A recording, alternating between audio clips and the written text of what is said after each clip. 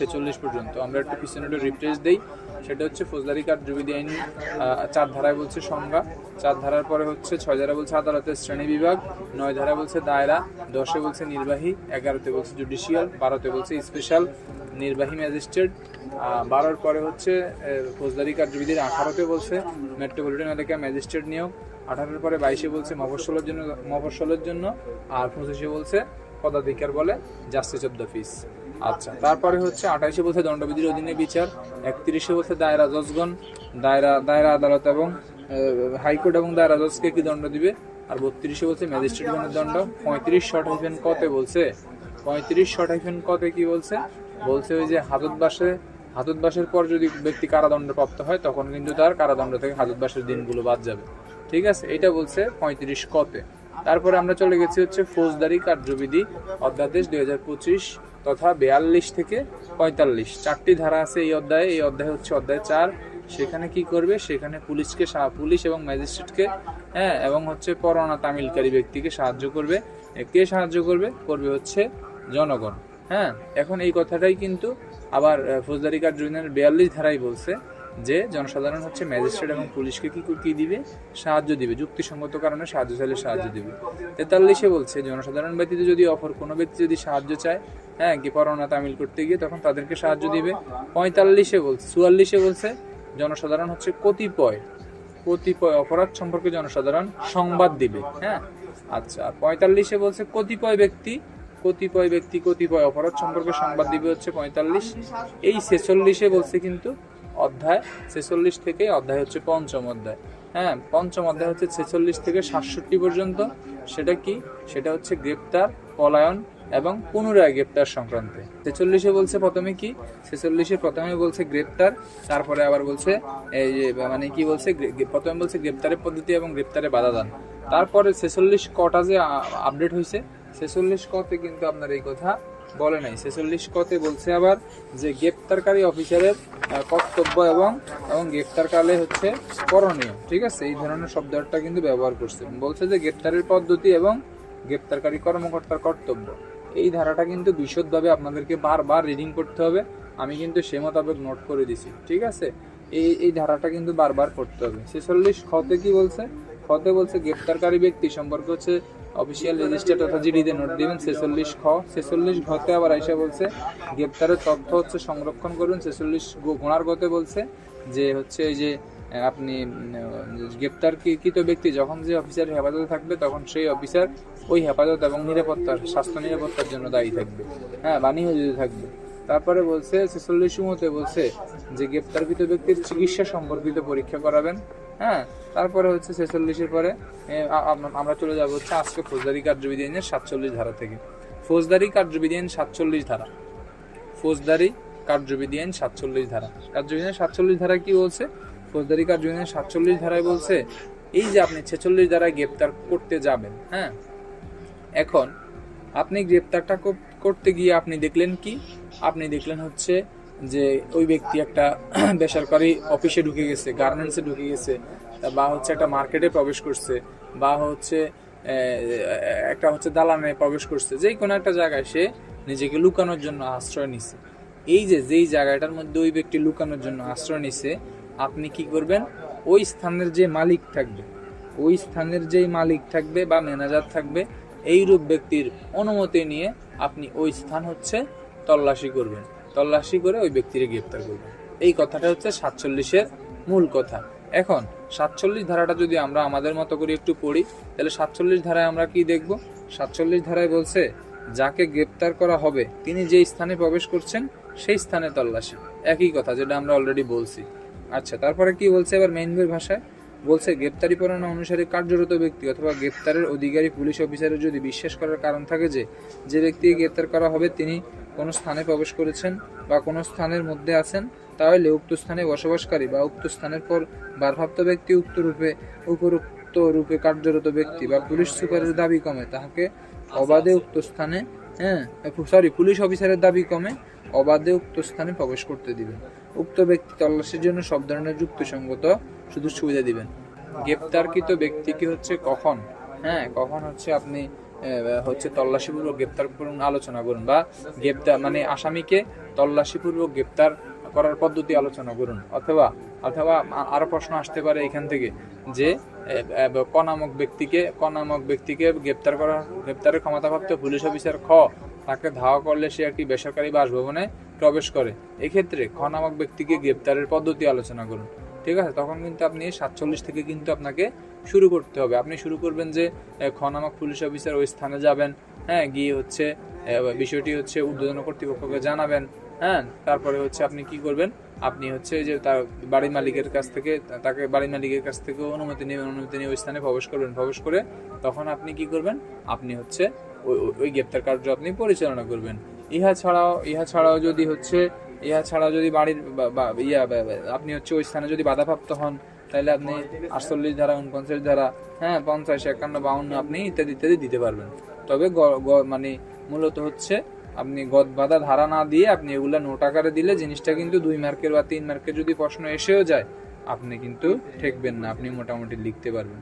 এই যে আপনি 47 ধারা তল্লাশি করতে গিয়ে গ্রেপ্তার করতে গেলেন, হ্যাঁ, অনেক সময় হয় না, আমরা দেখি বাংলা সিনেমায় যে পুলিশে হচ্ছে কি করে, আসামিদের ধাওয়া করে, মানে একটা ধাওয়া করে সাগরকে ধাওয়া করলে সাগর দৌড়াইতে গিয়ে কি করে, ওই যে নায়িকার মায়ের বাসায় গিয়ে আশ্রয় নেয়।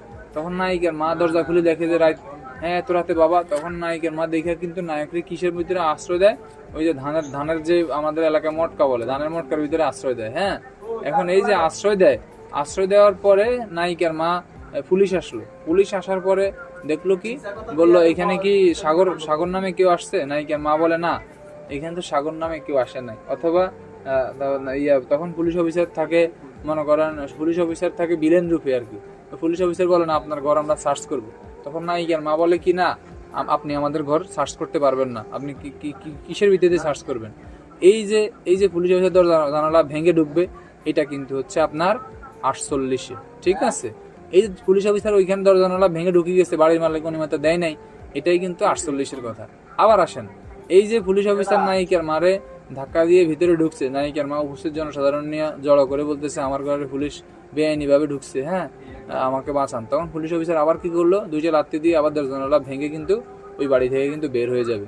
এটা কিন্তু হচ্ছে আপনার 49-এর কথাটা বলছে। তবে আসেন, নায়িকার মা যদি বাধা দেয়, এই যে বাধা দিছে, গ্রেপ্তারকৃত ব্যক্তিকে গ্রেপ্তার করতে যদি বাধা দেয়, তাহলে কিন্তু সে পেনাল কোডে 224 ধারা কিন্তু দণ্ডিত হবে। ঠিক আছে, এটাই হচ্ছে কিন্তু আপনার ফৌজদারি কার্যবিধি আইনের 47-এর মূল কথা।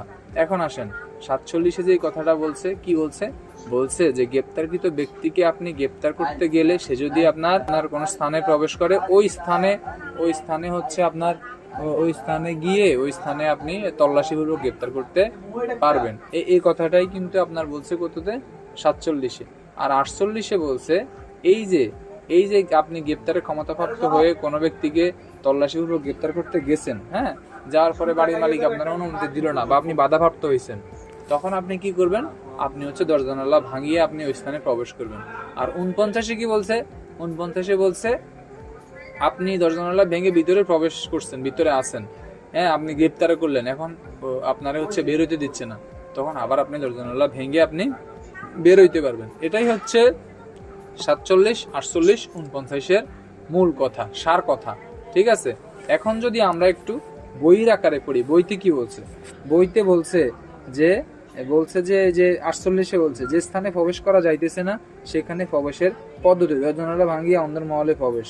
47 ধারা অনুসারে এইরূপ স্থানে প্রবেশ করা না গেলে, ওই যে 47 ধারা, প্রবেশ করা না গেলে অধিকার ও উদ্দেশ্যে অধিকার ও উদ্দেশ্য জ্ঞাপন যথাযথভাবে প্রবেশের দাবি জানাবার পর যদি অন্যভাবে প্রবেশ করা না যায়, তাহলে পরোয়ানা অনুসারে কার্যরত ব্যক্তি বা যে ক্ষেত্রে পরোয়ানা জারি হইতে পারে কিন্তু তাহাকে গ্রেপ্তার করা হইবে, তাকে পলায়নের সুযোগ না দিয়ে পরোয়ানা সংগ্রহ করা যায় না, যেই ক্ষেত্রে পুলিশ অফিসারের পক্ষে উক্ত স্থানে প্রবেশ, তল্লাশি, প্রবেশের গৃহস্থানে, অর্থাৎ ইত্যাদিতে বলছে। কি বলবে, অর্থাৎ কথা একটাই ভাই, এত পেছানোর দরকার নাই যে আপনি হচ্ছে কি করলেন, নায়িকার মারে বললেন যে আমরা সাগরকে ধাওয়া করে আমরা ঘরে আসছি, এখন হচ্ছে আমরা আপনার ঘরে সাগর আছে। নায়িকার মা বলছে না, ঘরে তো সাগর নাই, এটা বলে দরজা আটকাই দিছে।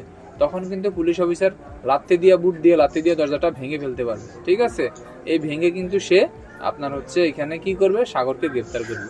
এটা হচ্ছে 48-এ।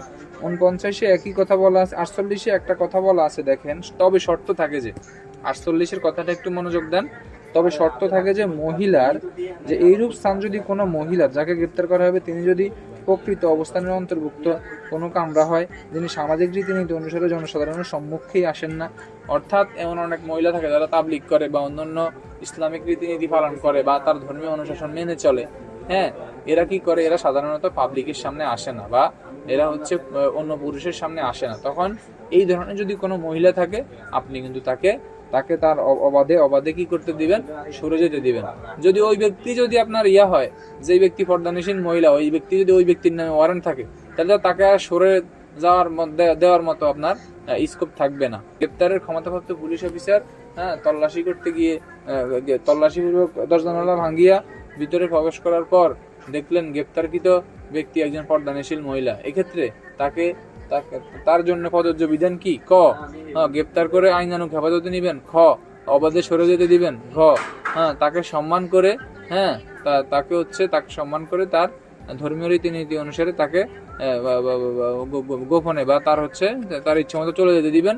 ঘ, কোনোটি নয়। তাহলে এই ক্ষেত্রে যারা দেখবেন যে পর্দানিশীল মহিলা তারা কিন্তু ওই যে অবাধে চলে যেতে দিবেন, কারণ মেইন বই দিয়ে এই কথাটা আছে, কিন্তু এটা কিন্তু একটা ছোট্ট একটা প্যাচ। এই ধরনের প্যাচ প্রশ্ন দিলে কিন্তু অনেকে ঘোল খেয়ে যায়, ওরা দেখে যে কি আর সবকিছু তিতা লাগে। ঠিক আছে, 50-এর এমসিকিউতে একবারে পানির মতো এমসিকিউ দিলেও মাথা গোল খেয়ে যায়, দেখে যে পাইতেছে 30, 28, 32, 35। হ্যাঁ, এই ক্ষেত্রে বলবো ভাই একটু ভালোভাবে মাথাটা একটু খাটাবেন, ঠান্ডা মাথায় পরীক্ষাগুলো দিবেন, দেখবেন ইনশাল্লাহ আপনি কামিয়াবি হবেন। ঠিক আছে, এই হচ্ছে 48 ধারার গল্প। 49-এ বলছে কি, 49টা আমরা একটু আগে পড়াইছি যে মুক্তি, অর্থাৎ একবার প্রবেশ করছেন, প্রবেশ করার পর আপনি দরজা ভেঙে আপনি বের হবেন। তল্লাশিপূর্বক গ্রেপ্তারে বাধাপ্রাপ্ত হইলে আপনার করণীয় কি?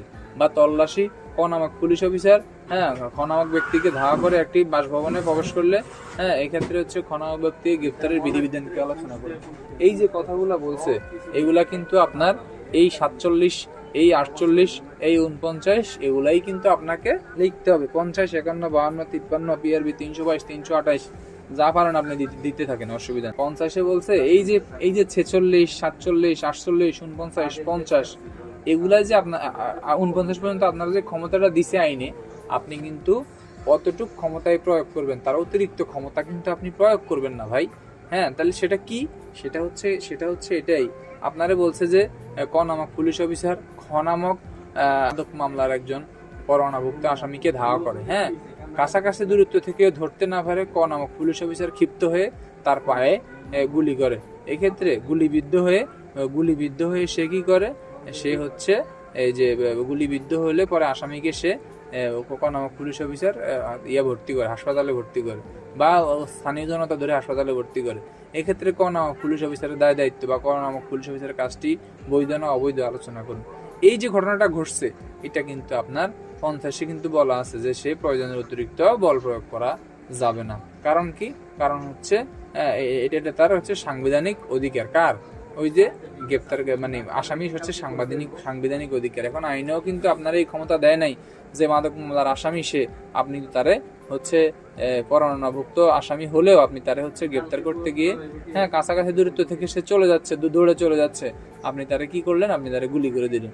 এটা কিন্তু আইনে করা যাবে না। ঠিক আছে, আপনার কাজটা কিন্তু অবৈধ। ঠিক আছে, অর্থাৎ আপনাকে বলছে দরজা জানালা ভেঙে প্রবেশ করতে।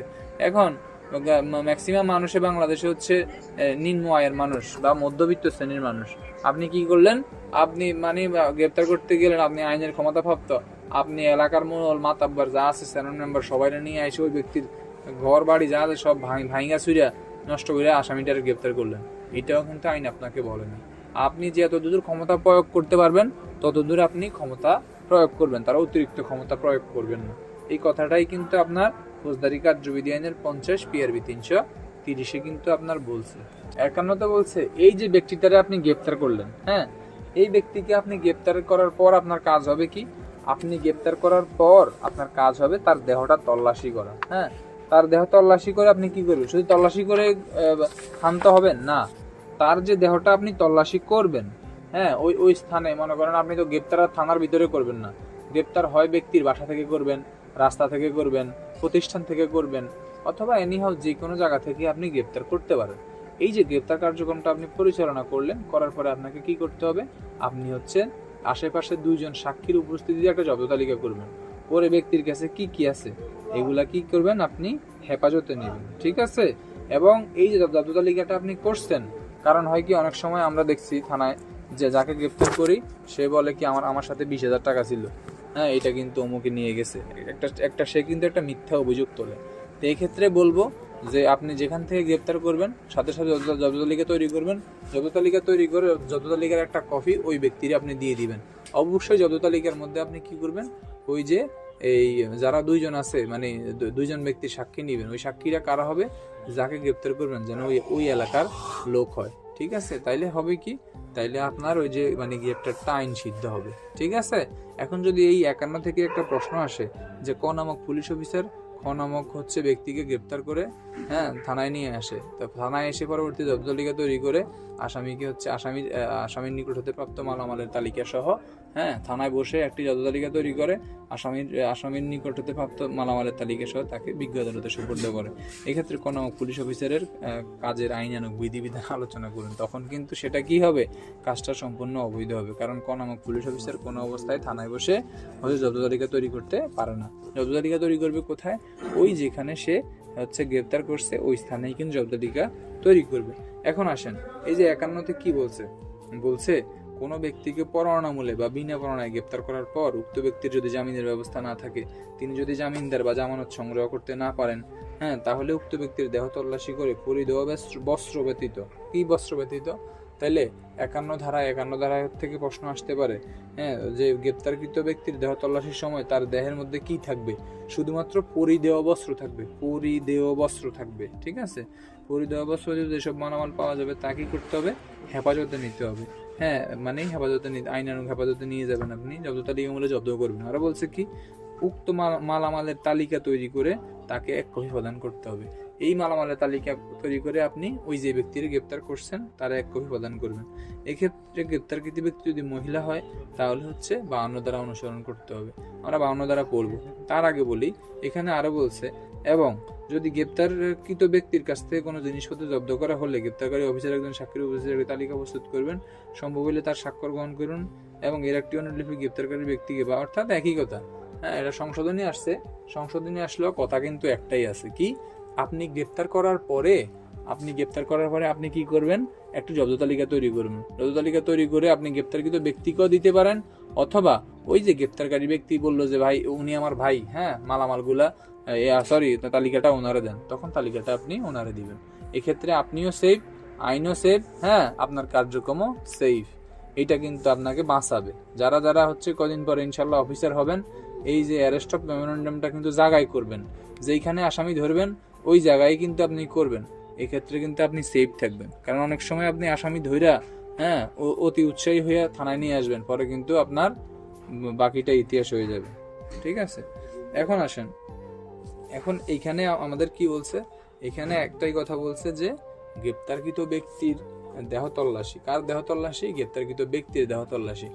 এখন যদি আসে যে গ্রেপ্তারকৃত নারীর দেহ তল্লাশি, তাহলে কিন্তু আপনার সেটা কিন্তু হচ্ছে 52 ধারা।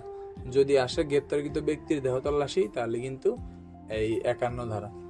এই 52 ধারায় কি বলছে, এই 52 ধারায় বলছে যে, তবে এইখানে এই 51 ধারায় কিছু এমসিকিউ আছে, দেখেন আমি ওই দিন এমসিকিউ করছিলাম, লেখা আছে এইখানে যে পুলিশ অফিসার যখন কোনো ব্যক্তিকে এমন পরোয়ানা অনুসারে গ্রেপ্তার করেন যাতে জামিনের ব্যবস্থা নাই, কি নাই, জামিনের ব্যবস্থা নাই, দাগ দেন, তারপরে দাগ দেন হ্যাঁ থাকলেও গ্রেপ্তারকৃত ব্যক্তি জামিন সংগ্রহ করতে পারে না, কি করতে পারে না, জামিন সংগ্রহ করতে পারে না।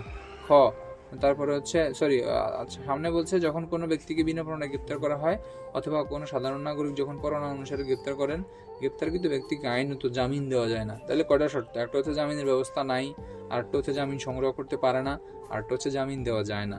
যদি সে আরো একটা কথা বলছে, এবং সে যদি জামিন সংগ্রহ করতে অসমর্থ হয়, অর্থাৎ যদি এরকম একটা এমসিকিউ আসে, নিচের কোনটি ফৌজদারি কার্যবিধি অধ্যাদেশ 2025-এর 51 ধারার অনুষঙ্গ বা উপাদান, তাহলে ক দিবে, কি দিবে যে গ্রেপ্তার মানে আটক ব্যক্তির দেহ তল্লাশির তখনই আইন সমর্থিত যখন তার জামিনের ব্যবস্থা নাই, তখনই আইন সমর্থিত যখন সে জামিন সংগ্রহ করতে পারে না, তখনই আইন সমর্থিত যখনই সে জামিন সংগ্রহ করতে অসমর্থ হয়। তাহলে কিন্তু ক খ গ আর গোড়ার গতে হচ্ছে কিন্তু সবগুলো, তাহলে উত্তর কিন্তু সবগুলোই হবে। ঠিক আছে, আপনার বলছে তখন গ্রেপ্তারকারী অফিসার অথবা কোনো সাধারণ নাগরিক গ্রেপ্তার করলে তিনি গ্রেপ্তারকৃত ব্যক্তিকে যার নিকট অর্পণ করবেন সেই পুলিশ অফিসার তার দেহ তল্লাশি করতে পারেন।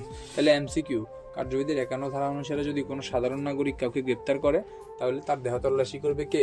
ক, গ্রেপ্তারকারী সাধারণ নাগরিক। খ, সাধারণ নাগরিক যখন হচ্ছে পুলিশ অফিসারের নিকট অর্পণ করবেন সেই পুলিশ অফিসার। গ, ম্যাজিস্ট্রেট। ঘ, কোনোটি নয়। তাহলে কিন্তু অ্যান্সার হচ্ছে খ, যে গ্রেপ্তারকারী সাধারণ নাগরিক তাকে যেই পুলিশ অফিসারের নিকট সোপর্দ করবে, হ্যাঁ, বা অর্পণ করবে, ওই পুলিশ অফিসার কিন্তু দেহটা তল্লাশি করবে।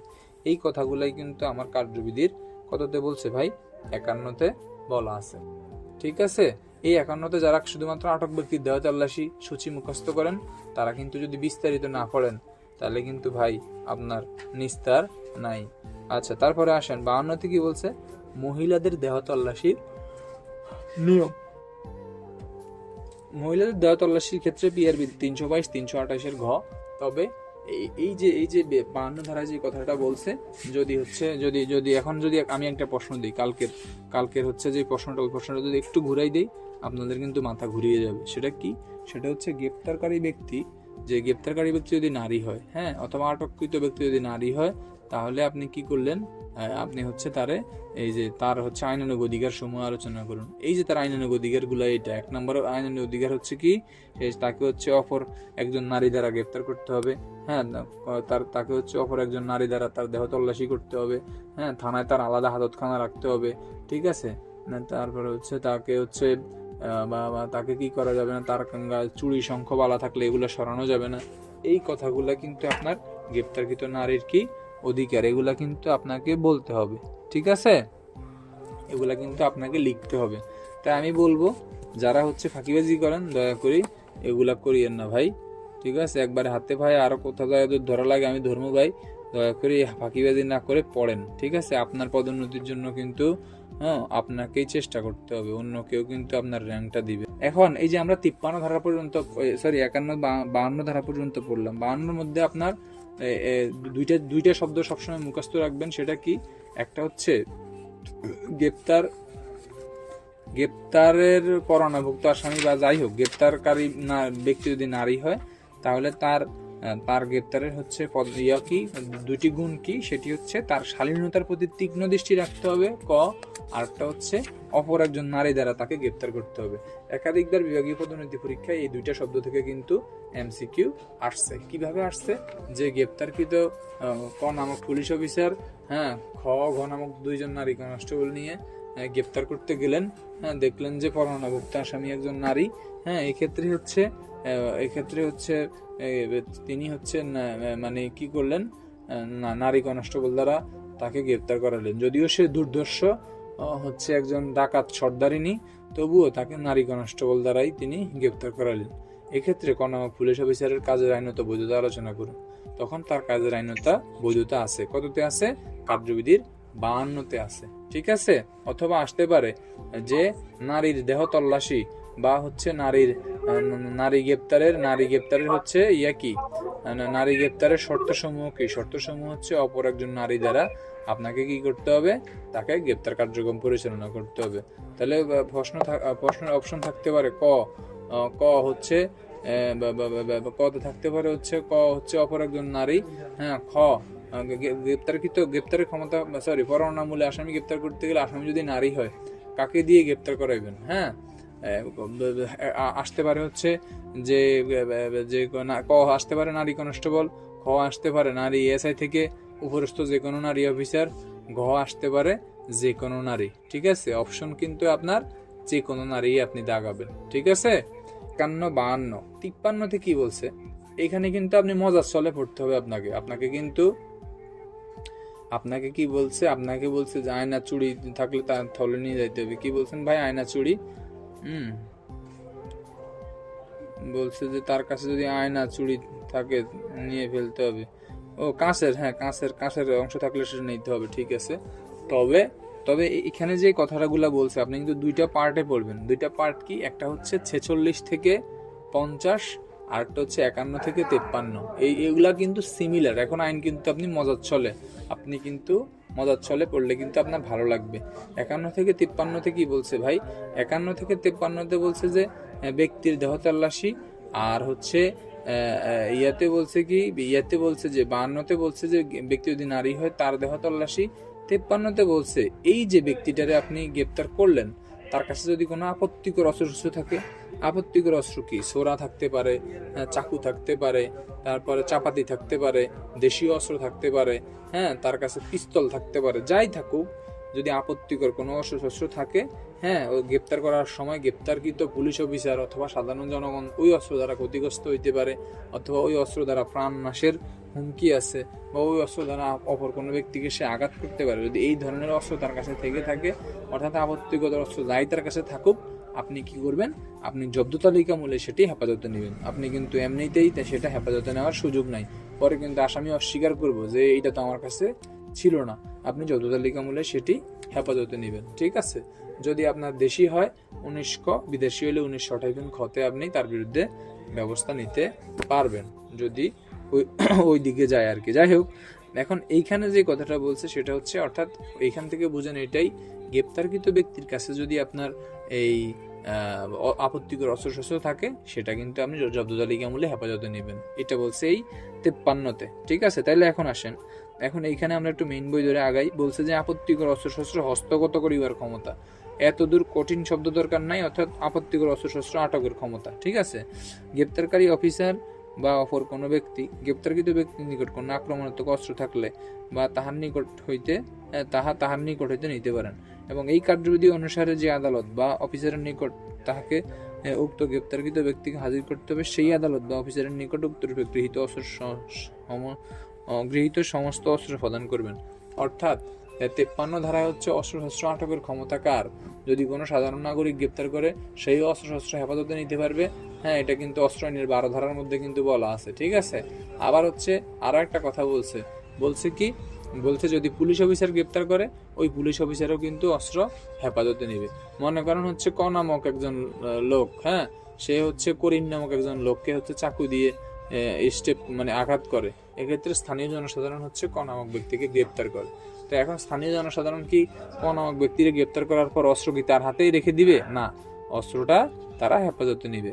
পরবর্তীতে যখন পুলিশ অফিসারের কাছে সোপর্দ করবে, পুলিশ অফিসার সেটাও যে জব্দ তালিকা মূলে তাদের সাক্ষী নিয়ে সেটি হেফাজতে নিবে, এবং হেফাজতে নেওয়ার পর সে কি করবে? সে ওই যে আদালতে আসামিটাকে প্রেরণ করবে, ওই একই আদালতে অস্ত্রগুলা কিন্তু আসামির সাথে ফরওয়ার্ডিং দিয়ে কিন্তু পাঠিয়ে দিবে, ঠিক আছে? এই কথাটাই কিন্তু আমার এই 53-তে বলছে। তাহলে 53-তে কিন্তু আপনি এই যে তল্লাশিরও কিন্তু ধারা আপনি প্রয়োগ করতে পারবেন, 103, 280, ঠিক আছে? এই কথাগুলাই কিন্তু আমার 51, 52, 53-তে বলছে। তাইলে আমরা আজকে কিন্তু কার্যবিধির গুরুত্বপূর্ণ কয়েকটা ধারা পড়ছি। 46-এ বলছে গ্রেপ্তার, এবং গ্রেপ্তারে বাধাদান সংক্রান্তে। আর 46 কতে বলছে যে গ্রেপ্তারকারী পুলিশ অফিসারের কর্তব্য। 46 খতে কি বলছে? 46 খতে বলছে এই যে তার হচ্ছে আপনি নিশ্চিত করতে হবে, ওই যে তার হচ্ছে গ্রেপ্তার সংক্রান্তে আপনি ওই যে সরকারি রেজিস্ট্রারে নোট দিতে হবে। 46 ঘতে আবার এসে বলছে যে তার হচ্ছে রক্ষণাবেক্ষণের জন্য হচ্ছে একজন এএসআই নিয়োগ করবেন, এই তথ্য সংরক্ষণ করার জন্য। 46 ঘোড়ার গতে বলছে স্বাস্থ্য হেফাজত বা স্বাস্থ্য নিরাপত্তার জন্য হচ্ছে একজন, বা হচ্ছে তার নিরাপত্তার জন্য একজন কি নিয়োগ করবেন? একজন হচ্ছে আপনি একজন হচ্ছে পুলিশ অফিসার হচ্ছে থাকবে, যখন যে থাকবে তখন সে কিন্তু সেটার জন্য থাকবে। আর 46-এর গুণার্গত উমতে বলছে তার মেডিকেল পরীক্ষা সংক্রান্তে। 51-তে বলছে 47-এ বলছে গ্রেপ্তারকৃত ব্যক্তি যে স্থানে প্রবেশ করছেন ওই স্থানের মালিকের অনুমতি নিয়ে তল্লাশি, এটা বলছে 51। আর 52-তে বলছে 48-এ বলছে 48-এ কি বলছে? 48-এ বলছে যে দরজা জানালা যদি মালিক অনুমতি না দেয়, 48-এ দরজা জানালা ভেঙে প্রবেশ করবেন। 49-এ বলছে দরজা জানালা ভেঙে আপনি বের হবেন। 50-এ বলছে প্রয়োজনে অতিরিক্ত বল প্রয়োগ করতে পারবেন না। 50-এ 51-তে বলছে গ্রেপ্তারকৃত ব্যক্তির দেহ তল্লাশি। 52-তে বলছে গ্রেপ্তারকৃত ব্যক্তি যদি নারী হয় তার দেহ তল্লাশি। 53-তে বলছে গ্রেপ্তারকৃত ব্যক্তির নিকট হতে আপত্তিকর অস্ত্রশস্ত্র আটক। 46-এর গরুর গলাটা একটু আমার একটা আলোচনা করলে একটু ভালো হতো, আমি একটু বুঝতে পারিনি এটা। মহিলার দেহ তল্লাশি যেটা বলছে না, এখানে তো বলছিল যে নারী কম অথবা নারী থেকে আফওয়ান অথবা যে কোনো মহিলা, এখানে তো বলছিল যে কোনো মহিলা, তো যেটা গোলার তো উত্তর দেওয়া সবগুলো, তাহলে কি সবগুলো দেখাবো নাকি যে কোনো মহিলারটা দেখাবো? আমি বলছি তখন আপনি খেয়াল করেন নাই, অবশ্যই যে কোনো মহিলার অপশনটা দাগাবেন, শুধু নারী কনস্টেবল দেওয়ার সুযোগ নাই। কারণ আপনি কি করলেন, আপনি থানা থেকে গেলেন 50 কিলোমিটার দূরে। হ্যাঁ, যারা টেকনাফ থানা চাকরি করছেন বা যারা হচ্ছে ওই যে সাতক্ষীরার কালীগঞ্জ থানা চাকরি করছেন, সাতক্ষীরার শ্যামনগরে চাকরি করছেন, তারা দেখবেন সাতক্ষীরা থেকে গুগল ম্যাপে দেখবেন ওই থানাটার দূরত্ব 80 কিলোমিটার মফস্বল। এখন আপনি থানা থেকে যখন 80 কিলোমিটার দূরে গেলেন, হ্যাঁ, তখন ওইখানে তো নারী কনস্টেবল নাই, তখন কি আপনি নারী কনস্টেবলের জন্য অপেক্ষা করবেন? না, আপনার হচ্ছে সবসময় আইনে যে কথাটা বলা আছে ওইটার উপরে নির্দেশ করবেন, সবগুলো লাগানোর সুযোগ নাই ভাই। কারণ হচ্ছে যে গ্রেপ্তারকৃত, আপনি কোনো একজন ব্যক্তিকে গ্রেপ্তার করার পর যখন দেখলেন তার কাছে হচ্ছে একটি অস্ত্র আছে, হ্যাঁ, মানে যেই কোনো অস্ত্রই তার কাছে থাকতে পারে, ছুরি, চাকু বা হচ্ছে অস্ত্র, যে দেশি অস্ত্র বিদেশি অস্ত্র যাই তার কাছে থাকুক, আপনি পুলিশ অফিসার হিসেবে আপনার কাজ কি, আপনি সিম্পলি একটা জব্দ তালিকা তৈরি করবেন। জব্দ তালিকা পুলিশ অফিসারের সাথে সাথেই থাকে, পুলিশ অফিসারের কাছে একটা ফ্যাড থাকে, দেখবেন ওই ফ্যাডের মধ্যে জব্দ তালিকা থাকেই। তো ওই তালিকাটা বের করে আপনি একটি জব্দ তালিকা তৈরি করবেন। জব্দ তালিকা মূলে আপনি অস্ত্রগুলো হেফাজতে নেবেন। অস্ত্রগুলো যে আপনি হেফাজতে নিয়ে আপনার কাছে রেখে দিবেন না, আপনি জব্দ তালিকা মূলে অস্ত্রগুলো হেফাজতে নিয়ে ওই তালিকা মূলে অস্ত্র সহ ওই আসামিদের যেই আদালতে প্রেরণ করবেন, তাকে যদি চিফ জুডিশিয়ালে প্রেরণ করেন, চিফ জুডিশিয়ালে অস্ত্র সহ আসামি সহ আপনি হাজির ওইখানে ফরওয়ার্ডিং দিয়ে দিবেন, মানে পাঠাই দিবেন। হ্যাঁ, আর যদি হচ্ছে চিফ মেট্রোপলিটনে পাঠান তাহলে চিফ মেট্রোপলিটনে পাঠাবেন, যুগ্ম দারা জজে পাঠাইলে যুগ্ম দারা জজে পাঠাবেন, দারা জজের কাছে পাঠাইলে দারা জজের, অর্থাৎ যে আদালতে আসামি পাঠাবেন সেই আদালতে অস্ত্র সহ আসামি পাঠাবেন। এই কথাটাই বলছে 53। আর 46-এর গরুর গতে মূলত বলছে এটাই যে এই যে মেট্রোপলিটন এলাকায় হইলে পুলিশ কমিশনার, হ্যাঁ, আর যদি জেলা এলাকা হয় তাহলে পুলিশ সুপার কি করবে, তাদের হচ্ছে যেই মানে তাদের যে স্টেশনগুলো আছে এই স্টেশনগুলোর হচ্ছে সদর দপ্তরে বা প্রতিটি থানায়, হ্যাঁ, প্রতিটি থানায় পুলিশ সুপার কি করবে, এই মেট্রোতে তো হচ্ছে জোন জোন, এক একটা জোনে মনে হয় 2-3টা থানা বা 3-4টা থানা 5-6টা থানা থাকে। এই জোনে যে ডিসি স্যার থাকবে, মানে ডিসি, মেট্রোতে ডিসি, জেলায় হচ্ছে এসপি, এই যে 4-5টা থানা নিয়ে যে একজন এসপি থাকবে, ওই এসপি কি করবে, থানায় একজন এএসআই নিয়োগ করবে। এএসআই, ওই এএসআই কি করবে, ওই এএসআই এই যে আপনি যে গ্রেপ্তার করছেন, গ্রেপ্তার কার্যক্রম পরিচালনা করছেন, করার পরে এদের তো একটা তথ্য আছে, তার নাম আছে, ঠিকানা আছে, কি কারণে ধরছেন, এগুলা যে থানায় যে ডিজিটাল একটা নোটিশ বোর্ড থাকবে, ওই ডিজিটাল নোটিশ বোর্ডে আপনি কি করবেন, স্পষ্টভাবে এগুলা আপনি হচ্ছে কি করবেন, এগুলা আপনি হচ্ছে টানানোর ব্যবস্থা করবেন। এগুলা যে জিনিসটা যে ব্যক্তি করবে সে কিন্তু এএসআই পদমর্যাদার নিচে হবে না। অর্থাৎ এক কথায় সিম্পলি বুঝেন, গ্রেপ্তারকৃত ব্যক্তির তথ্য সংরক্ষণের জন্য নিয়োজিত পুলিশ অফিসার হবে সর্বনিম্ন এএসআই। হ্যাঁ, এই হচ্ছে কথা, ঠিক আছে। 46-এর ঘ। আর কারো থানায় একজন স্টেটমেন্ট অফিসার থাকে, তার কাছে সকল তথ্য থাকে, আপনি ডেইলি কয়টা আসামি ধরে চালান করছেন, এগুলা সব কিন্তু স্টেটমেন্ট অফিসারের কাছে কিন্তু বিবরণ আছে। প্রতিদিন সকালবেলা স্টেটমেন্ট অফিসার এগুলা আবার কোর্টে প্রেরণ করে, এগুলা আবার পুলিশ হেডকোয়ার্টারে পাঠায়, এগুলা জেলা পুলিশ সুপারের কাছে পাঠায়, এগুলা রেঞ্জ অফিসে পাঠায়। আপনি ডেইলি কয়টা মামলা দিচ্ছেন এগুলা কিন্তু তিনি প্রেরণ করে। ডিজিটাল মাধ্যমে সুস্পষ্টভাবে প্রদর্শন করতে হবে, এটা বুঝলাম না, এটা মানে কি?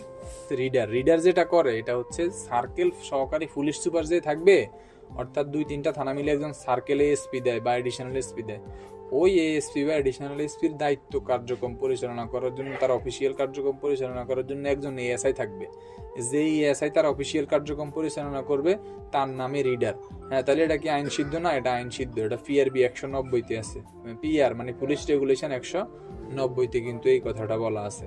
আর এ কি বলছে, স্পষ্ট আকারে কিভাবে দিবে, স্পষ্ট আকারে ডিজিটাল আকারে, অর্থাৎ ডিজিটাল ঘড়ি আর অ্যানালগ ঘড়ির যদি পার্থক্য বুঝো তাহলে এটা বুঝে যাবে। অর্থাৎ আগে সেটা দিতে হচ্ছে তোমার নোটিশ বোর্ডে, মানে প্রিন্ট করে দিয়ে দিত, এখন সেটা না, এখন ওই যে ডিজিটাল আকারে, অর্থাৎ তোমার যেরকম রেল লাইনে এখন তুমি কমলাপুরে গেলে দেখবা ওই যে এখন কিন্তু নোটিশ বোর্ডে দেয় না ট্রেন কটায় ছাড়া, এখন কিন্তু তোমার ওই যে টিভিতে ভাসে যে 6:05 কিন্তু বনলতা এক্সপ্রেস ছাড়বে সিল্ক সিটি রাজশাহীর উদ্দেশ্যে, ঠিক আছে।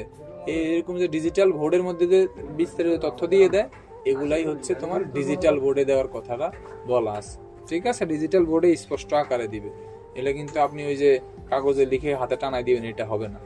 বলছে যে বিনা প্রণয়ে গ্রেপ্তার, অর্থাৎ কি পুলিশ যখন ওয়ারেন্ট ছাড়াই গ্রেপ্তার করবে, ওয়ারেন্ট ছাড়া গ্রেপ্তার আর বিনা প্রণয়ে গ্রেপ্তার কিন্তু একই কথা, ঠিক আছে। এখন ওয়ারেন্ট ছাড়া মানে বিনা প্রণয়, তাহলে একই কথা। তাহলে এখন যেহেতু এখানে বলছে বিনা প্রণয়ে গ্রেপ্তার, এই বিনা প্রমাণের গ্রেপ্তারের পদ্ধতিটা আসলে কি আমাদেরকে জানতে হবে, ঠিক আছে। ধারা 54(1) ফৌজদারি কার্যবিধি আইনের 54(1) ধারা মোতাবেক, হ্যাঁ 54(1) উপধারা মোতাবেক যেভাবেই লেখেন, হ্যাঁ যদি আপনি লেখেন 54 তারপরে 1 দিয়ে লেখেন তাহলে উপধারা দিবেন, আর যদি 54 ব্র্যাকেট অফ 1 দেন তাহলে ধারা দিবেন। 54(1) ধারা মোতাবেক আপনি কি করবেন, আপনি হচ্ছে নিম্নলিখিত ক্ষেত্রে হচ্ছে বিনা প্রমাণে গ্রেপ্তার করা যাবে। তাহলে নিম্নলিখিত ক্ষেত্র কয়টা? আগে ক্ষেত্র ছিল 9টা, এখন ক্ষেত্র হচ্ছে 11টা। এই 11টা ক্ষেত্র কিন্তু আপনারা একবারে ঠোঁটের আগায় রাখতে হবে। কোথায় রাখতে হবে? ঠোঁটের আগায়। এগুলা কিন্তু মেইন বই দেখে দেখে কিন্তু বলা যাবে না। আমি আজকে কিন্তু পড়াবো 54 11টা শর্ত, কালটা শর্তে 11টা ক্ষেত্রে আপনি বিনা প্রমাণে গ্রেপ্তার করতে পারবেন।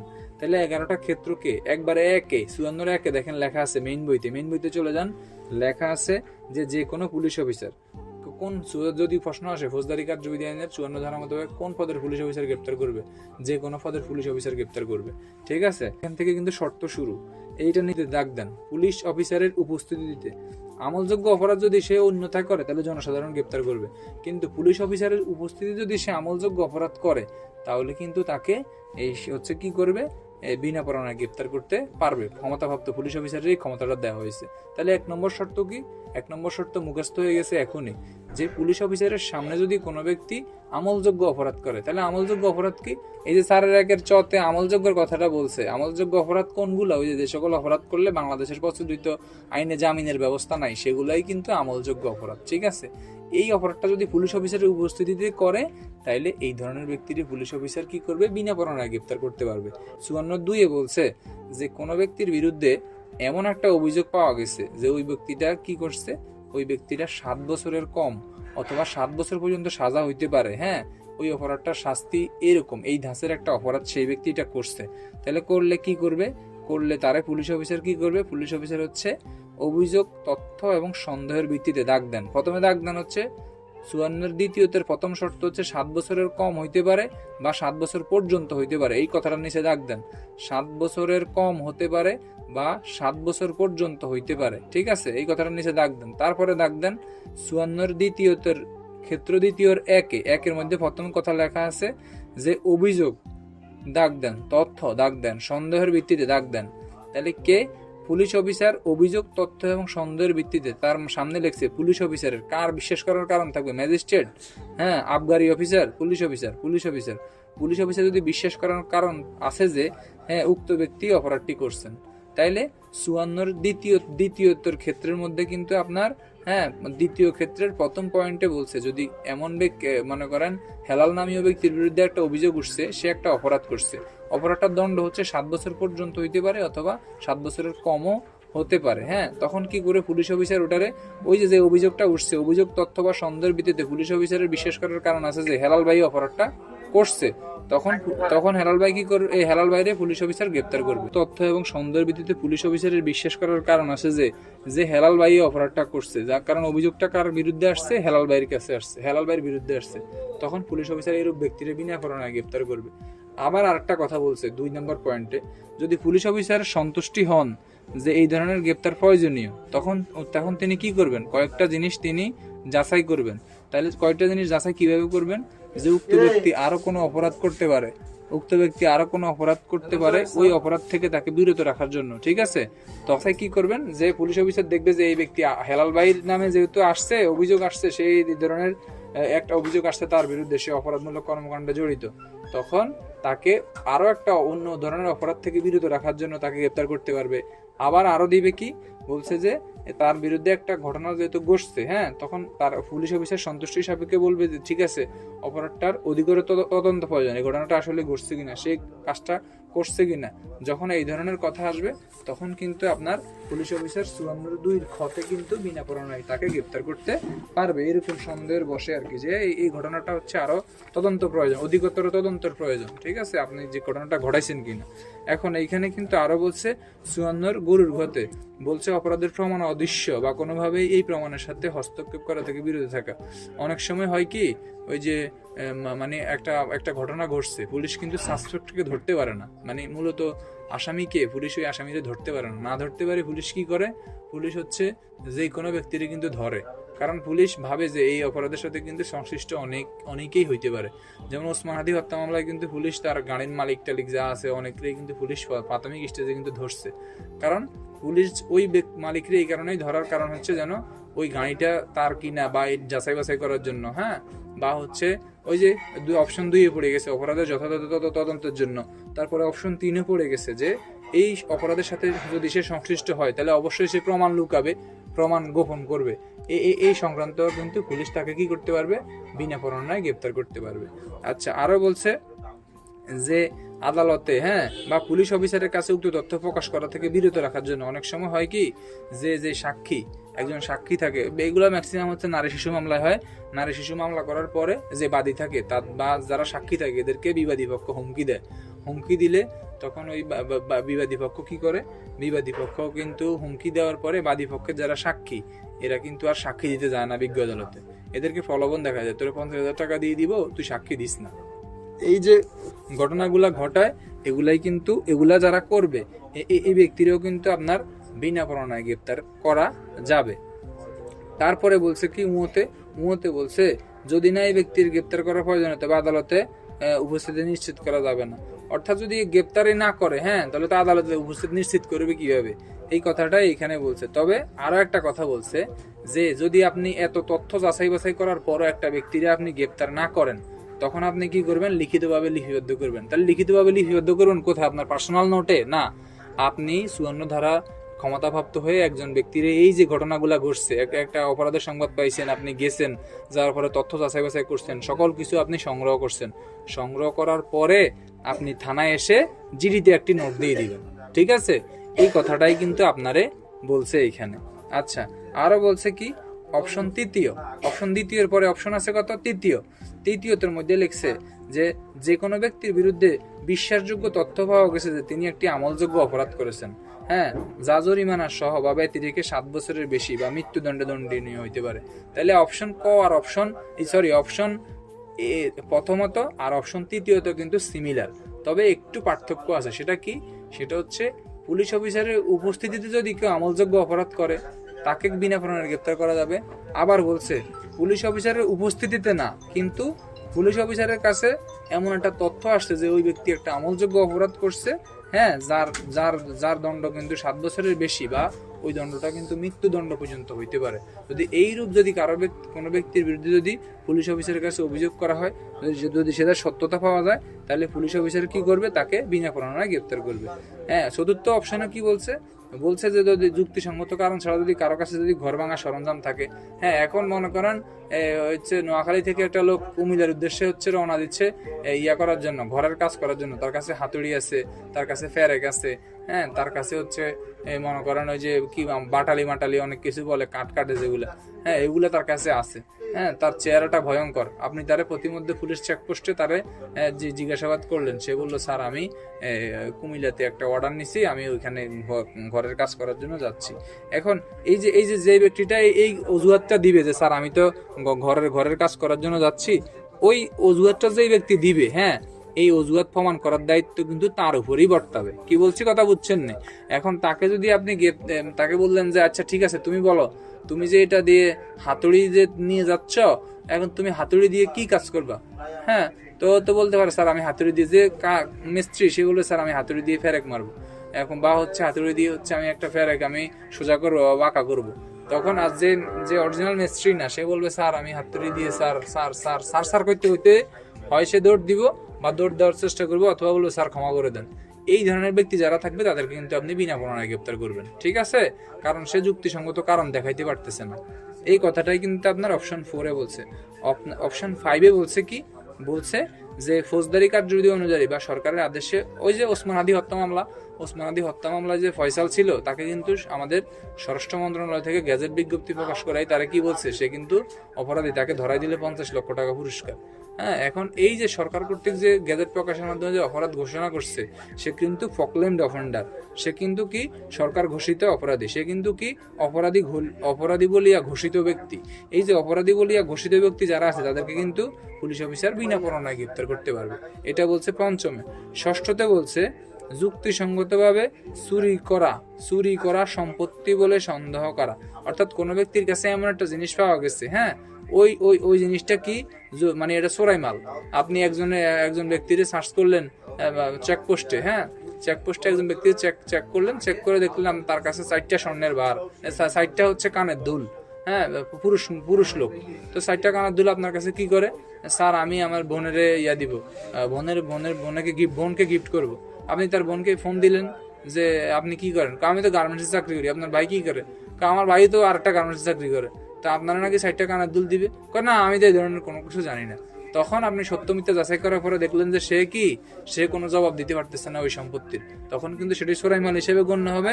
আর যখনই চোরাই মাল হিসেবে গণ্য হবে তখন কিন্তু আপনি তারা কি করতে পারবেন, বিনা পরোয়ানায় গ্রেপ্তার করতে পারবেন। ঠিক আছে? অথবা 2টা কথাই বলছে এখানে, একটা হচ্ছে যে হয় সম্পত্তিটা হচ্ছে চোরাই মাল, অথবা যেই সম্পত্তিটা তার দখলে আছে এই সম্পত্তিটা সে কোনো অপরাধের মাধ্যমে অর্জিত হয়েছে, অথবা এটা সংক্রান্তে কোনো অপরাধ ইতিপূর্বে সংঘটিত হয়েছে। এখন এই কথাটাই কিন্তু আপনার এইখানে বলছে।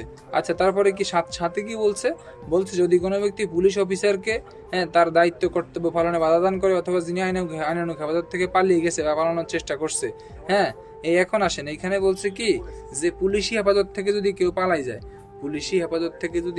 পালাই যায় তাহলে কিন্তু আপনার হচ্ছে তাকে কিন্তু আবার হচ্ছে বিনা পরোয়ানায় কিন্তু কি করা যাবে, হ্যাঁ, পুলিশি হেফাজত থেকে যদি কেউ পালা যায় তাকে বিনা পরোয়ানায় যেমন গ্রেপ্তার করা যাবে তেমনি তাকেও গ্রেপ্তার করা যাবে। অনেক সময় আমরা দেখি আমাদের সিনিয়র স্যাররা পল্টনে বা সচিবালয়ের সামনে বিভিন্ন আইন শৃঙ্খলা নিয়ন্ত্রণ করতে গিয়ে মানে বিভিন্ন হচ্ছে করে ধাওয়া দেয়। তখন যারা হচ্ছে বুক সিটিয়ে পিছন দিকে দাঁড়ায় যায় বা পুলিশি কাজে বাধা দেয়, হ্যাঁ, বা হচ্ছে ব্যারিকেড ছড়াই ফেলে, তখন কিন্তু তাদেরকে কি করা যাবে, তাদেরকে কিন্তু পুলিশি কর্তব্য পালনে তারা বাধা দিছে, তাদেরকে কিন্তু বিনা পরোয়ানায় গ্রেপ্তার করা যাবে এই 54 সাথে। ঠিক আছে? তারপরে আপনার ওই যে কার্যবিধির 128 কিন্তু দেওয়া যাবে। আচ্ছা, যাই হোক, এখন 8 আবার আইসা বলছে যে বাংলাদেশের সশস্ত্র বাহিনী কারা ভাই? সশস্ত্র বাহিনী হচ্ছে সেনা, নৌ, বিমান। এখন আসেন, এই যে সেনা, নৌ, বিমানে যদি হচ্ছে আপনি কাউরে গ্রেপ্তার করেন তাহলে কিন্তু আবার ওই যে কোনো পদের পুলিশ অফিসার গ্রেপ্তার করবে না ভাই। এটা কোথায় বলা আছে? এটা PRB 319, 320 বলা আছে। কি বলা আছে ভাই? বলা আছে সেনা, নৌ, বিমান তথা সশস্ত্র বাহিনী যদি কোনো সদস্যকে গ্রেপ্তার করে তাহলে কিন্তু পুলিশের সর্বনিম্ন একজন ইন্সপেক্টর, কে সর্বনিম্ন পদের, মানে পুলিশের সর্বনিম্ন একজন ইন্সপেক্টর এই ব্যক্তিকে গ্রেপ্তার করবে।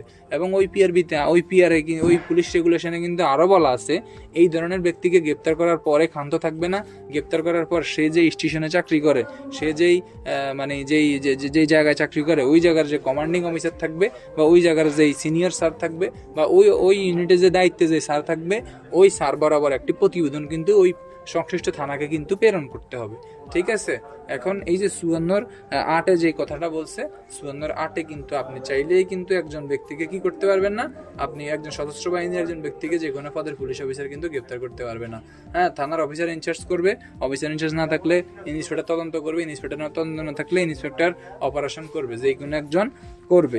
এখন আসেন 54(7) যে আমরা বলছি, কি বলছি, আইনানুগ হেফাজত থেকে যদি পালাই যায়, কে পালাই যায়? আসামি যদি পালাই যায়, মনে করেন আপনি সেন্ট্রি করতেছেন, আসামি যদি গ্রিল ফাঁক করে চলে যায়, হ্যাঁ, তখন কিন্তু আপনি পুলিশের বিরুদ্ধে 223 কিন্তু ব্যবস্থা নেওয়া যাবে।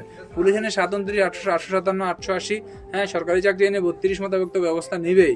ইয়া ছাড়াও কিন্তু আপনার বিরুদ্ধে কিন্তু ওই যে এই পুলিশ আইনের পেনাল কোডের 223 ব্যবস্থা নেবে। আর হচ্ছে আপনি যদি যে আসামিটা ফালাই গেছে তার বিরুদ্ধে কিন্তু আবার আসামির বিরুদ্ধে কিন্তু 224 ব্যবস্থা নেওয়া যাবে। ঠিক আছে? এগুলো কিন্তু আমরা ইনশাল্লাহ নোট আকারে আপনাদেরকে দিয়ে দিব। এখন আসেন 9 আবার কি বলছে? 9 বলছে বাংলাদেশের বাইরে, মনে করেন একটা লোক কাতার, কুয়েত, হ্যাঁ, সৌদি আরব বা লন্ডন, যে কোনো একটা জায়গায় আছে, সেখানে সে কি করছে, সেখানে সে একটা মার্ডার করছে। এই মার্ডার করার পর সে কি করছে, দেশে আসছে। দেশে আসার পরে তার বিরুদ্ধে অভিযোগ রয়েছে সে লন্ডনে মার্ডার করছে, অথবা কাতার, কুয়েত, যেখানে সে মার্ডার করছে, মার্ডার করে সে দেশে আসছে। এখন যে এই মার্ডার করলে যেমন ওই দেশের আইনেও অপরাধ, তেমনি এটা বাংলাদেশেও শাস্তিযোগ্য অপরাধ। তখন কিন্তু এই ধরনের ব্যক্তির অপরাধের কথা জানার পরে তাকে কি করবে, হ্যাঁ, তাকে কি করবে হচ্ছে তাকে কিন্তু গ্রেপ্তার করবে। গ্রেপ্তার করেই ক্ষান্ত হবে না, আইনে আরো বলছে যদি প্রত্যর্পণ সম্পর্কিত কোনো আইন থাকে, যদি কোনো আইন থাকে, তখন কিন্তু বাংলাদেশের এই লোকটারে কিন্তু ওই দেশে, কোন দেশে, ওই দেশে কিন্তু আবার ফেরত পাঠাইবে। ঠিক আছে, আরো বলছে যে কাতার কুয়েতের লোক তো বাংলাদেশে আসছে, বাংলাদেশে কিন্তু নাইজেরিয়ার অনেক লোক আছে, বাংলাদেশে মানে সবচেয়ে বেশি বিদেশি নাইজেরিয়ান, তারা খেলতে আসে বা বিভিন্ন কাজে এখানে আসে। তো এই যে নাইজেরিয়ান লোক তার দেশে একটা অপরাধ ঘটাইছে, ওরা যদি ওই দেশের আইনে যদি অপরাধ হয়, হ্যাঁ, এবং বাংলাদেশে যদি সে এসে বসবাস করে, তখন কিন্তু বাংলাদেশ সরকার যদি আন্তর্জাতিক প্রত্যর্পণ আইনে যদি সই করে, তখন এই যে নাইজেরিয়ান ব্যক্তি তারা কিন্তু বাংলাদেশ থেকে কিন্তু নাইজেরিয়া কিন্তু তাদের যে মন্ত্রণালয় আছে যোগাযোগ করে নিয়ে যাইতে পারবে। এটার উদাহরণ হচ্ছে 2010 বা 11-র দিকে, আর একটু আগে 8-9-এর দিকে ভারতের হচ্ছে পশ্চিমবঙ্গের একজন বিখ্যাত সন্ত্রাসী দাউদ ইব্রাহিম, তারা কিন্তু বাংলাদেশের যশোর জেলা নাকি সাতক্ষীরা জেলা থেকে কিন্তু বাংলাদেশ পুলিশ ধরছিল, পরে ধরে কিন্তু তারে এই স্বরাষ্ট্র মন্ত্রণালয়ের অধীনে তারা বাংলাদেশ থেকে কিন্তু ভারতে আবার প্রেরণ করছে। ঠিক আছে, ভারতের পশ্চিমবঙ্গের সন্ত্রাসী এই যে প্রত্যর্পণ আইনের মাধ্যমে বাংলাদেশ কিন্তু তাকে আবার হস্তান্তর করছে। যাই হোক, এই 10-এ কি বলছে, 10-এ বলছে কার্যবিধির 565(3) ধারার অধীনে প্রণীত কোনো নিয়ম লঙ্ঘনের জন্য মুক্তিপ্রাপ্ত কোনো আসামি, অর্থাৎ হচ্ছে 565(3) কি বলছে ভাই, 565(3) এই কথাটাই বলছে যে একজন সাজাপ্রাপ্ত আসামি, মনে করো না শরীফ নামে একজন শরীফ নামে কেউ আসেননি, মাইন্ড করেন না ভাই, শরীফ নামে একজন আসামি, সে সাজা ভোগ করছে, সাজা ভোগ করার পরে তাকে মুক্তি দিচ্ছে। হ্যাঁ, মুক্তি দেওয়ার পরে সে কি করলো, সে যে তার নিয়ম হয়েছে যে যখন সাজাপ্রাপ্ত কোনো আসামি তার বাসস্থান চেঞ্জ করবে, তার কিন্তু 7 দিনের মধ্যে সে 7 দিন পূর্বে সেটা জানাবে। কোথায় জানাবে? নিকটস্থ থানায় জানাবে। যদি সে না জানায় যদি বাসস্থান চেঞ্জ করে, পরিবর্তন করে, তাহলে কিন্তু তাকে বিনা পরোয়ানায় গ্রেপ্তার করা যাবে। এই কথাটাই কিন্তু আপনার অপশন 10-এ বলছে। অর্থাৎ আপনি সিম্পলি মনে রাখেন, এত বিস্তারিত না, যে যদি কেউ ফৌজদারি কার্যবিধির 565(3) উপধারা লঙ্ঘন করে, তাকেও কিন্তু বিনা পরোয়ানায় পুলিশ অফিসার গ্রেপ্তার করতে পারবে। আচ্ছা, তারপরে 11-তে কি বলছে?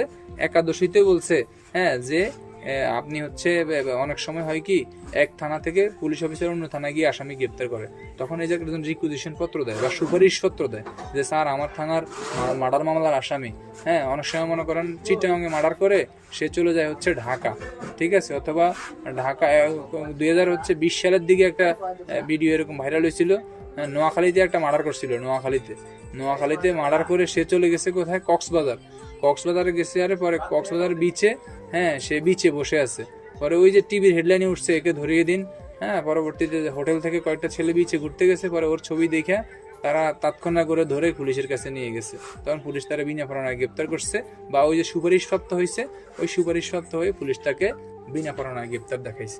এই হচ্ছে আমাদের 54-র কথা। তবে 54-2-এ এতক্ষণ আমরা ছিলাম 54-1-এ কিন্তু আমাদের 1 থেকে একাদশী পর্যন্ত বলা আছে, হ্যাঁ, 1 থেকে একাদশী পর্যন্ত বলা আছে আমাদের 54-1-এ। 54-2-এ আমাদের একটাই কথা বলা, সেটা কি? সেটা হচ্ছে নিবারণমূলক আটক রাখার জন্য এই আইনের অধীনে আটক করার উদ্দেশ্যে গ্রেপ্তার করতে পারবেন না। তাহলে অনেকের প্রশ্ন থাকতে পারে, ভাই নিবারণমূলক আটকটা কি? নিবারণটা হচ্ছে বিরত। নিবারণের শব্দের অন্যতম শব্দ হচ্ছে কি বিরতিমূলক যে কাজগুলা, এগুলা যদি করায়, হ্যাঁ, এই ধরনের করার জন্য কিন্তু নিবারণমূলক আটক রাখার জন্য, অর্থাৎ কোনো একটা ঘটনা মানে আপনি তারা হচ্ছে মানে জিনিসটা হচ্ছে বিরত রাখার জন্য যদি আপনি তারা গ্রেপ্তার করার জন্য এই ধরনের গ্রেপ্তার কিন্তু আপনি করতে পারবেন না। এটা আবার আপনার 54-2-এ বলছে। আমরা একটা আসামি ধরতে যাই না, আমি কক্সবাজার কুতুবদিয়া থানায় আছি, এখান থেকে আমরা চট্টগ্রাম সীতাকুণ্ড থানায় একটা গেছি, এলাকায় অনুসরণ করে আসামি মানে আসামি গ্রেপ্তার, ওই আসামি গ্রেপ্তার করতে হলে ওই থানার ভারপ্রাপ্ত ওসির নিকট কি আমাদেরকে লিখিত কোনো পরোয়ানা দিতে হইব না ম্যাজিস্ট্রেটের নিকট দিতে হইব? আচ্ছা, আমি যদি ওদের এলাকায় আসামি ধরতে, আচ্ছা বলি এটা হচ্ছে এখতিয়ারের বাইরে যখন পরোয়ানা প্রেরণ করবে, হ্যাঁ, তখন হচ্ছে পুলিশ সুপার, পুলিশ কমিশনার এবং নির্বাহী ম্যাজিস্ট্রেট, এই 3 জনের কাছে নিয়ে যাবে 83-তে।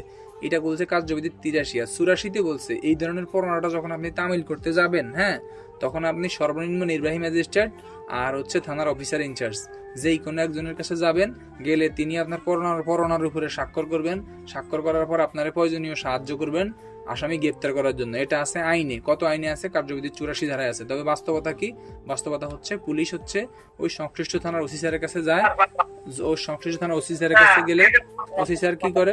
ওসি স্যার হচ্ছে এই যে ওই থানার ওসির সাথে কথা বলে, ওই থানার ওসির সাথে কথা বলে কি করে, পরে হচ্ছে আসামিটাকে গ্রেপ্তার করে, এবং গ্রেপ্তার করার পরে ওই থানায় একটা জিডি মূলে একটা নোট দেয়, ওই জিডি মূলে আসামিটাকে নিয়ে আসে, এবং ওই যে গ্রেপ্তার করার আগে ওরা হচ্ছে একটা রিকুইজিশন পত্র নিয়ে আসে যে অফিসার ইনচার্জ সীতাকুণ্ড, হ্যাঁ অফিসার ইনচার্জ চকরিয়া এই মর্মে একটি অমুক মামলার সূত্র হচ্ছে অমুক অমুক মামলা, হ্যাঁ ধারা হয়েছে এই মূলে তাকে হচ্ছে গ্রেপ্তারের জন্য একটি অনুরোধ পত্র প্রেরণ করা হইলো।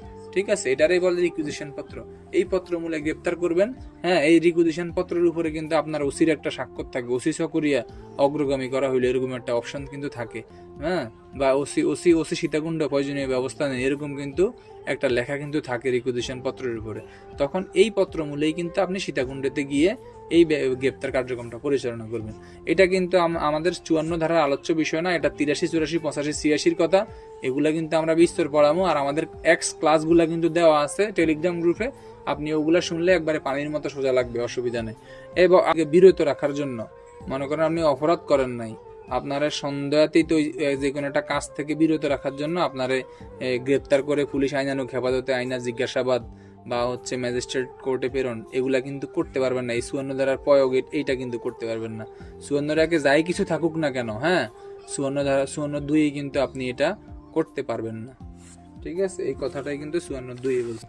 নিবারণমূলক আটকটা হচ্ছে মূলত কি মেহেদি নিবারণমূলক আটক হচ্ছে যে মনে করেন আপনি তারা কি করলেন, সে কিন্তু অপরাধটা করে নাই, সেই ব্যক্তি ওইখানে ঘুরতেছে, মনে করেন এখানে কিছুক্ষণ পরে একটা মিছিল হইতে পারে এরকম একটা তথ্য আছে আপনার কাছে শুধু, হ্যাঁ কিন্তু মিছিল টিছিল এখানে হয় নাই এখনো, লোকজন এমনি আসছে জড়ো হয়েছে, বা লোকজন যে যার মতো করে কেউ চা খাচ্ছে কেউ ঘুরতেছে, আপনি ঠাস করে তারা ওইখান থেকে উঠে নিয়ে আসেন, এরকম কিন্তু ঘটনা কিন্তু ঘটে, বা বাংলাদেশে কিন্তু আগে ঘটছে। ঠিক আছে, এই ধরনের কাজের জন্য কিন্তু এই 54 ধারাটা আপনি প্রয়োগ করতে পারবেন না, যে কিছুক্ষণ পরে তো এখানে বোমা হামলা হইতে পারে এই সন্দেহে কিন্তু, বা কিছুক্ষণ পরে এখানে এই যে মিছিল হইতে পারে এই ধরনের সন্দেহে কিন্তু কাউকে গ্রেফতার করা যাবে না। এই কথাটাই কিন্তু এখানে বলছে। ঠিক আছে, আর হচ্ছে আমরা আজকে আলোচনা করছি হচ্ছে ফৌজদারি কার্যবিধি আইনের হচ্ছে আচ্ছা 54 কটা একটু সিম্পলি বলে দিই, সেটা কি, সেটা হচ্ছে যে 54 কতে বলছে এই যে আপনি 54 ধারা মোতাবেক যদি কাউকে গ্রেপ্তার করেন তাহলে কিন্তু তাকে তার কারণটা জানাইতে হবে। ঠিক আছে, আমরা কিন্তু ক্লাসে কিন্তু 1 ঘন্টা 20 মিনিট